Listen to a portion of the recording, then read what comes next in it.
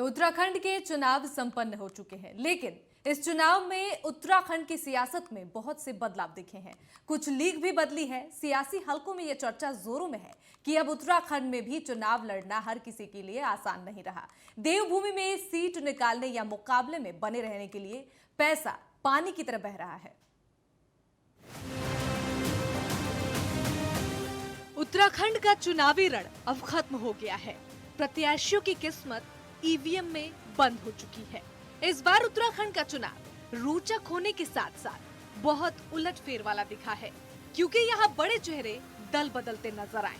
जहाँ किसी ने हाथ छोड़कर कमल, तो किसी ने कमल छोड़कर हाथ थामा, तो किसी ने कमल छोड़कर झाड़ू थामी, कोई झाड़ू छोड़कर फिर अपने पुराने खेमे में वापस चला गया। यहाँ लगभग सभी दल संघर्ष करते नजर आए। इस बार चुनाव में उत्तराखंड का क्षेत्रीय दल सिमटता नजर आ रहा है। सियासी विशेषज्ञ मानते हैं कि किसी भी राज्य के लिए क्षेत्रीय दलों की अपनी अहमियत होती है, क्योंकि उनके मुद्दे जमीनी और वहां की स्थितियों के अनुरूप होते हैं। लेकिन इस बार समस्त क्षेत्रीय दल कहीं नहीं दिख रहे हैं। जिस दल को कहीं न कहीं खड़ा होना चाहिए था, वो केवल 2 या 3 सीटों पर संघर्ष करता नजर आ रहा है। इसी क्रम में देखें तो लोगों के बीच आम आदमी पार्टी को लेकर बड़ी चर्चा थी और वास्तव में वो चुनाव में सक्रिय दिख रही थी।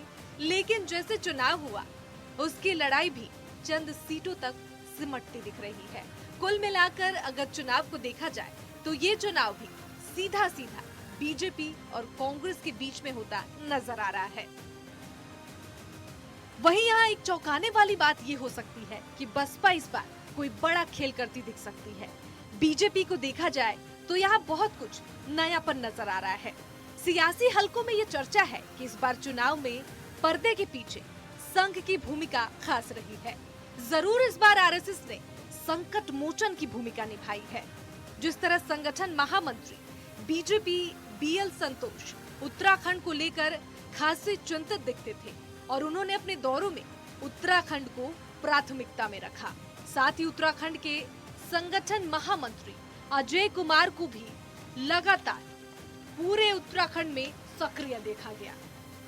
इस कारण कहीं न कहीं संगठन कार्य करने को तत्पर दिखा। संघ की सक्रियता के कारण बागी भी काफी हद तक नियंत्रण में रहे। लेकिन चुनाव के एकदम बाद ही गुटबाजी जरूर नजर आई। इस बार के चुनाव में संघ का प्रबंधन रंग लाता नजर आ रहा है। अजय कुमार ने नेताओं को एकजुट रखने का प्रयास किया और सभी बड़े नेताओं को एक मंच पर लेकर आना ये जरूर दर्शाता है कि संघ की नजर में उत्तराखंड प्राथमिकता पर रखा गया है और आगे भी रखा जाएगा।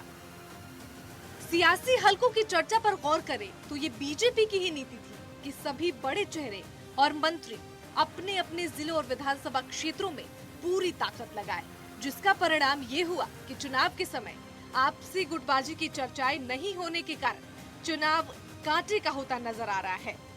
वो कहीं न कहीं बीजेपी की रणनीति काम करती यहाँ नजर आ रही है।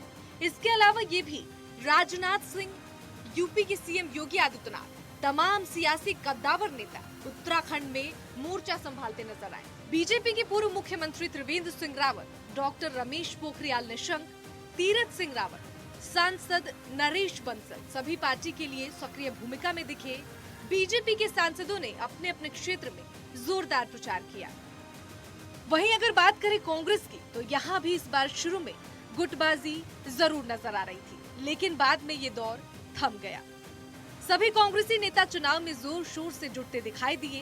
कांग्रेस के पास स्टार प्रचारक के नाम पर राहुल गांधी और प्रियंका गांधी वाड्रा, हरीश रावत, प्रीतम सिंह, भूपेश बघेल, सचिन पायलट, देवेंद्र यादव, चरणजीत सिंह चन्नी और रणदीप सुरजेवाला जैसे नेताओं का सहारा लिया था।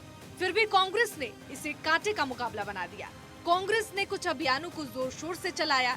इस बार कांग्रेस के कार्यकर्ताओं में उत्साह देखने को मिला। शायद यही कारण है कि कांग्रेस नेता अपनी जीत को लेकर आश्वस्त नजर आ रहे हैं। हालांकि यहाँ भी अब फिर गुटबाजी खुलकर सामने आ रही है।